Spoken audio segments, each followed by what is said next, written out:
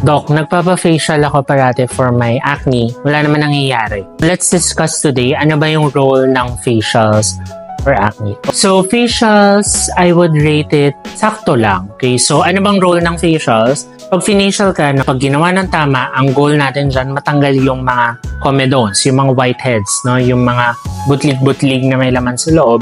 Kasi yung mga closed comedones or whiteheads, yan yung mga pwedeng maging active pimples. So, pag natanggal yan, at least, hindi ka na magkakaroon ng active pimple. For me, yun talaga yung main benefit niya. But kung i-analyze yung sinabi ko, hindi siya long-term or permanent cure. No? Kumbaga, band-aid fix lang. Kung ano lang yung existing na whiteheads or closed comedones, yun lang rin yung matatanggal.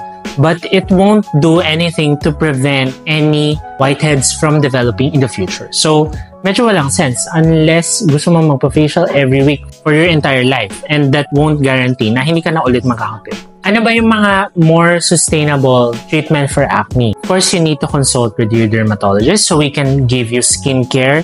Skincare number 1 talaga yan kasi skincare is something you do every day. Pinapabilis niyo yung cellular skin turnover ng skin mo para hindi ka na mag-develop ng comedones para hindi ka na mag-acne. Oral medications like isotretinoin, very, very effective. Yan din na nagpakinis sa akin. Yan, long-term remission talaga yan. Ibig sabihin, matagal na may chance hindi ka na magkaka-pimples. Third naman, procedure na we offer sa clinic na favorite ng patients namin, especially yung mga ayaw mag-isotretinoin, agnes. Yun naman, sisirain yung mismong oil gland kung saan nagagaling yung acne para pag nasira yung oil gland, wala nang panggagalingan yung mga acne. Nagets nyo, more permanent or more long-term cure yung mga sinasabi ko. No? Yung facial, maganda, pangtanggal ng whiteheads, pampaglow ng skin, especially ngayon, marami ng facial, nag-i-introduce ng mga serum. But otherwise, other than that, maganda siya kung makinis ka na, pero kung ang problem mo talaga severe acne or moderate acne na talagang non-stop tumutubo, it's a good adjunct but it's not your best option. So if you have moderate severe acne na talagang pabalik-balik,